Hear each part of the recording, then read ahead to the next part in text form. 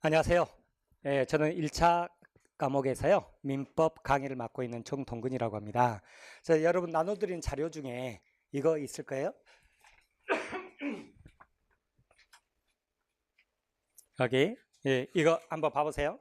그 29회 공인중개사 시험 적중 해가지고 민법 우리 기출문제하고 제가 우리 다른 거 빼고요, 9월, 10월 달에만 했던 거, 그거 제가 비교해 놓은 거예요. 근데 자랑하려고 드리는 말씀이 아니에요. 제가 뭐 잘났다 그 말을 드리려고 하는 게 아니라 여러분한테 신뢰감을 드리기 위해서 제가 뽑아 본 거예요. 자, 뭐냐면, 자, 여기 봐보세요. 여기 안 원장님이 설명드렸지만 1차 과목이 있고 2차 과목이 있는데 1차 과목은 두 과목이거든요. 부동산 학하고요. 부동산 학개론이라고 이렇게 표현해요. 그 다음에 민법 및 민사특별법이 있어요. 그런데 자, 봐보세요. 아주 중요한 거예요. 평균이 60점이면 합격하거든요. 그러면 학개론에서 40점, 민법에서 80점, 그러면 평균 60점이죠. 합격해요, 못해요? 합격한다고요. 그런데요, 부동산 학개론에서 35점, 민법에서 85점, 평균 60점이죠. 합격해요, 못해요? 못하는 거예요. 왜 그래요?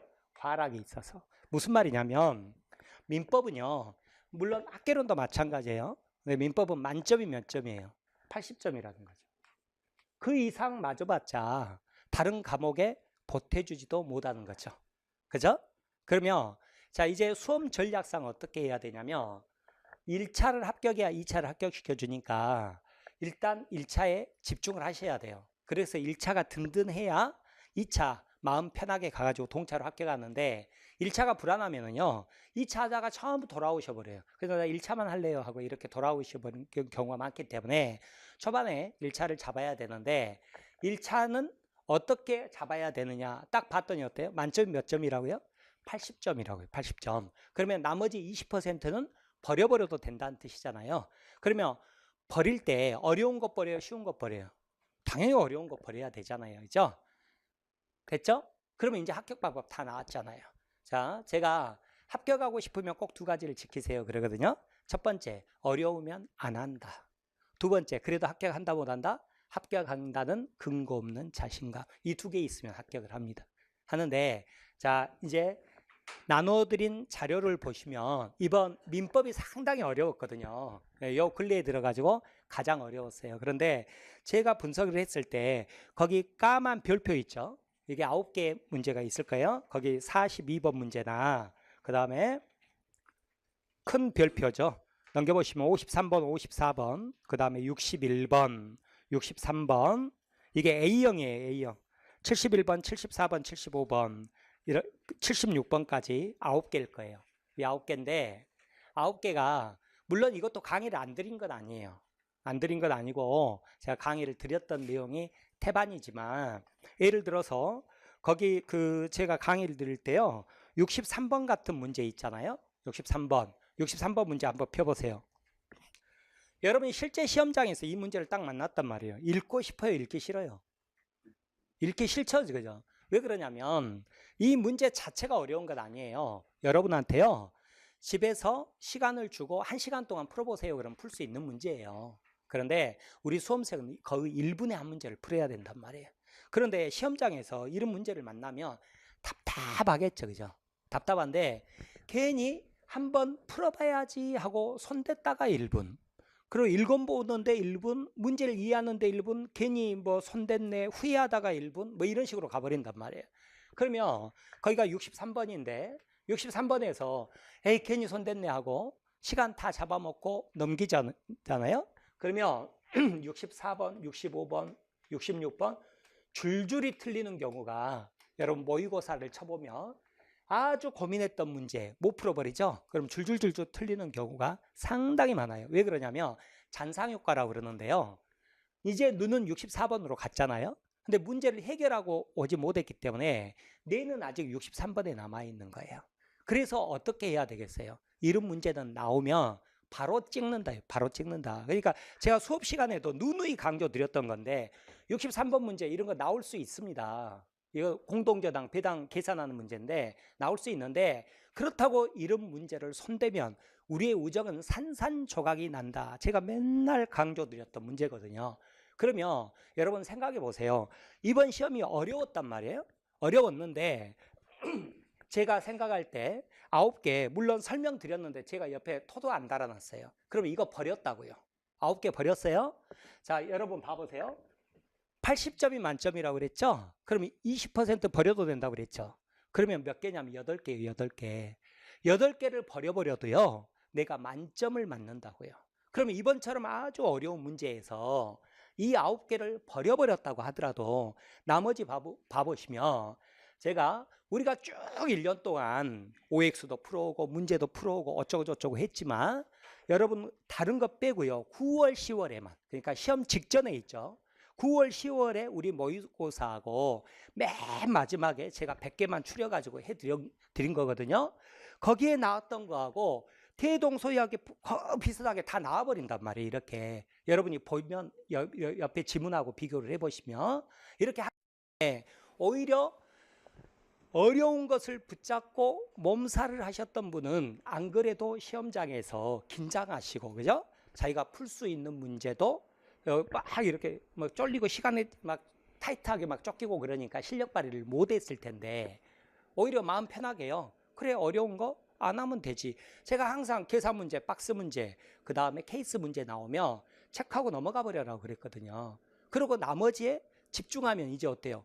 오히려 9문제 빼버렸으면 9분을 세이브했죠. 그러면 오히려 편안하게 어때요? 마음 편하게 나머지 문제를 풀었다 그러면은요. 물론 여기에서 이 작은 별표는 그냥 주는 문제예요. 주는 문제. 뭐 모의고사가 나오든 안 나오든 이 네 문제가 있었거든요. 그냥 맞출 수 있는 문제고요. 그리고 나서 지금 우리가 풀어야 될 문제 중에서 우리 모의고사 원래는 다른 데서는 다 다뤘어요. 근데 9월, 10월 모의고사에서 다루지 않는 게 한 2문제 정도가 있어요. 55번 같은 경우하고 그 다음에 2문제 있거든요. 55번하고 68번하고 그러면 이제 2개 빼요. 그러면 어떻게 돼요? 자, 40문제에서 9개 뺐죠? 그죠? 그럼 2개 뺐죠? 그죠? 2개 뺐잖아요. 그러면 이제 몇 개? 11개 빼면 29개죠. 그죠? 29개잖아요. 그런데 이 9개도 그냥 뭐 틀린 게 아니라 몇 개라도 지문 지우고 내가 들어봤던 것도 있기 때문에 찍었을 거 아니에요. 찍었으면 뭐 한두 개, 또 한 2개 정도는 더 맞았을 거 아니에요. 그죠? 그러면 어때요? 30개 넘어버린다고요. 그러니까 우리가 민법에서 어렵게 나오나 쉽게 나오나 우리가 70점대를 맞으면 그 퍼펙트하게 점수를 맞는 거예요. 80점 이상 맞아봤자 그것은 혼자 기분만 좋은 거고 아무 소용이 없는 거거든요. 그러면 70점대를 맞으면 퍼펙트하게 맞죠? 그러면 아무리 시험이 어렵게 나온다고 한들 버릴 거 버리고 우리가 챙길 거 챙기면 이번 시험 같은 경우도 대부분 합격한다는 거죠. 그죠? 그래서 우리 결과가 어땠냐면요. 우리 결과가 여러분 이제 학원 여기 와보시고 깜짝 놀라셨을 거예요. 우리가 여기 노량진을 진입해가지고 여기가 이제 2년 차예요. 근데 들어올 때 건물이 없어가지고요. 겨우 얻은 게 이 건물이었대요. 이 건물이어가지고 내년에 옮겨갈 거예요. 내년에 조금 넓은 데로 옮겨갈 건데 그래서 수강생이 아주 적었어요. 왜냐하면 오시자마자 답답해가지고 그냥 가버리신 분들이 상당히 많았어요. 그래서 조금 우리는 온라인으로는 괜찮은 회사예요. 여기가 이제 공단기라고 해가지고 공무원 쪽에서는 굉장히 큰 회사예요. 우리나라에서 제일 큰 회사예요. 그래서 공인중개사도 공인단기 그러는데 우리가 수강생을 많이 유치를 못했어요. 그래서 솔직히 말씀드리면 22명을 유치해가지고 우리 소수 정예로 저녁반 없이 오전반만 했거든요. 그런데 지금 그 1차까지 합격하신 분들 확인되신 분만 4분이 아직 연락이 안 되고 22명 중에서 17분이 합격을 하셨어요. 대단하지 않아요? 이번 시험 어려웠거든요.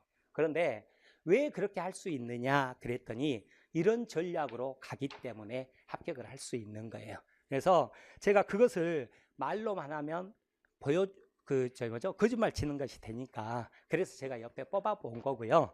그 옆에 근거 다 있잖아요. 그러면 작년 거 들어가면 이건 뭐 거짓말 아니야? 할지 모르지만 제가 큰 거 다 달아놨잖아요. 그거 다 달아놨으니까 확인해 보시면, 그러니까 우리가 어느 정도만 쭉 따라왔다가 9월, 10월에 모의고사 막 이것만 쫓아왔어도요, 누구나가 다 어떻게 했겠어요? 70점대를 맞을 수 있었다는 거죠. 그런데 오히려 만약에 불안불안한 마음에 막 이것도 보고 저것도 보고 해가지고 양을 많이 늘리신 분들은 어떻게 됐겠어요?